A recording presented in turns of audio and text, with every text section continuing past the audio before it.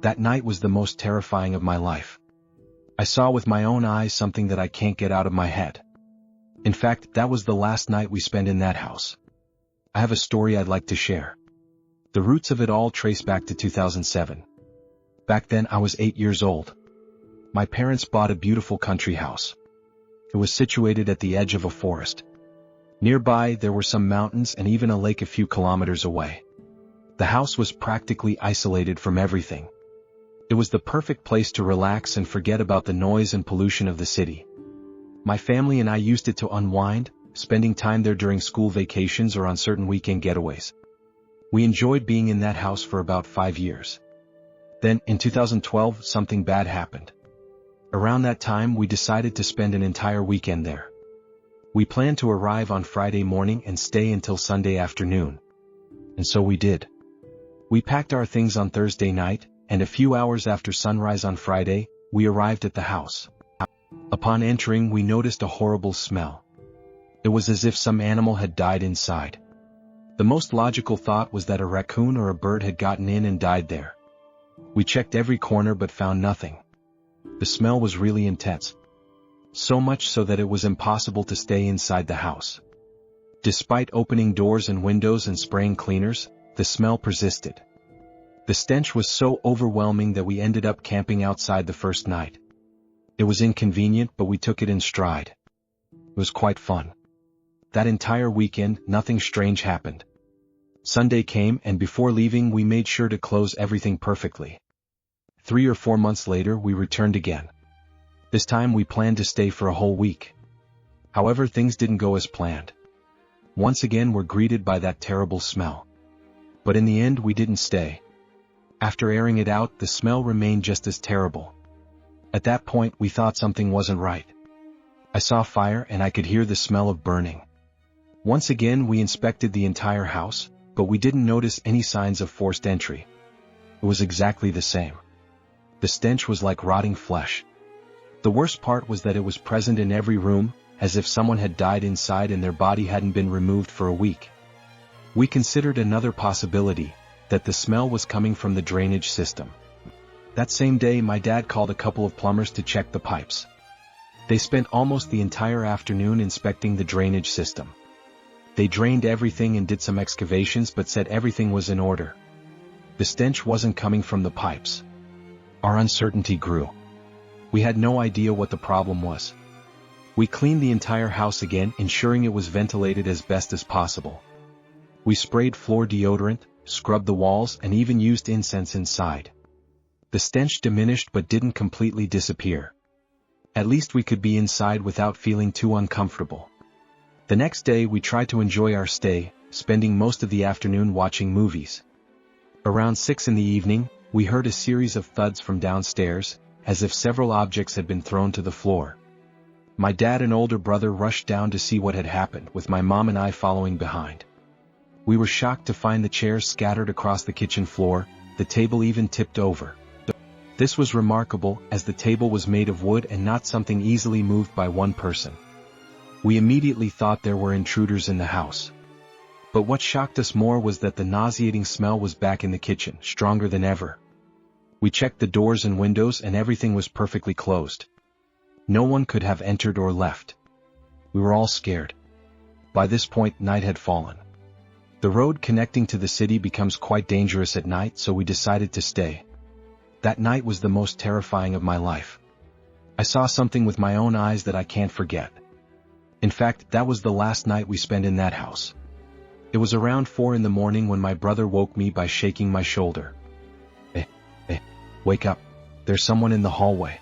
Those words stabbed my heart. I noticed the presence of that dreadful smell of death, now more intense than ever. I quickly got up and headed towards the door. At the end of the hallway, there was a window that let in some light from the moon. This light wasn't much, but it was enough to highlight a dark figure. The figure of a person standing right in front of our doorway. They seemed to be breathing heavily. We didn't know what to do. We weren't sure if it was better to stay still until they left. But what if, instead, they came into our room? Should we call our parents? Or maybe we should run? In a situation like that, you can't think clearly. And well, we actually did nothing. We couldn't move. We couldn't even tell if it was a man or a woman, but it was the silhouette of an adult. It was something macabre.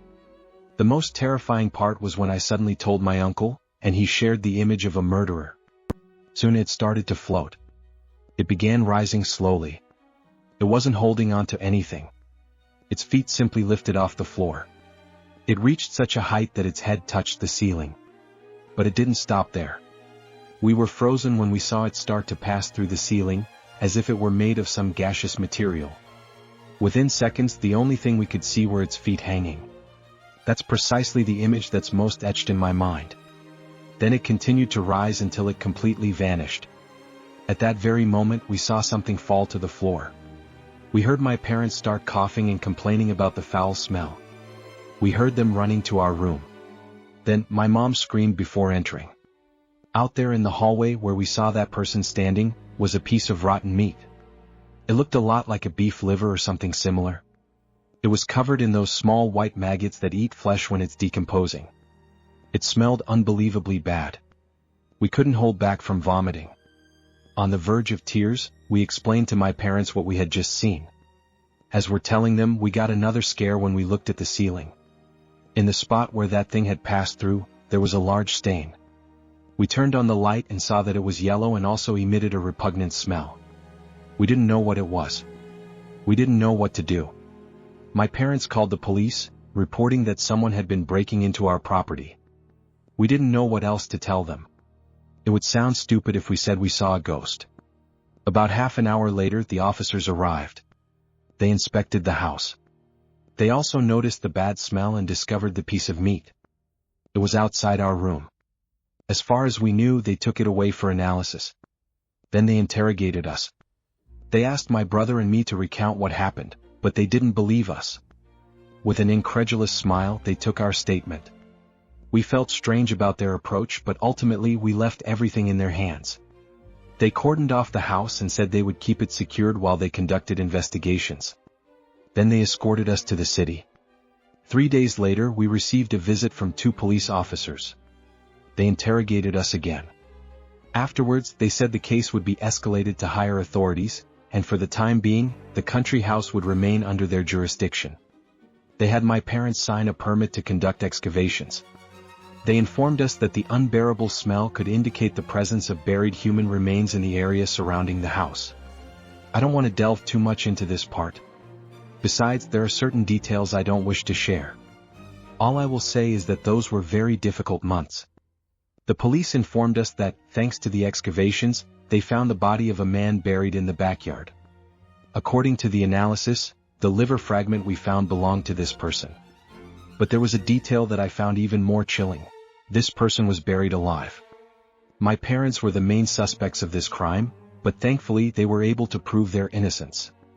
However, the perpetrator was never caught. The police believe it was a revenge act, and the criminals decided to hide the body in our house while we're away to avoid being blamed. We were left bewildered. And although no charges were filed against us and we regained our home, we never wanted to return there. To this day, it still belongs to us. The only thing we did was retrieve the furniture and leave it securely locked. Honestly, we have no interest investigating whether paranormal events continue within its walls. The idea of selling it is something we're still considering. Believe me when I say that hearing about something like this is one thing, but living through it is entirely different. As I write this, just remembering it gives me chills.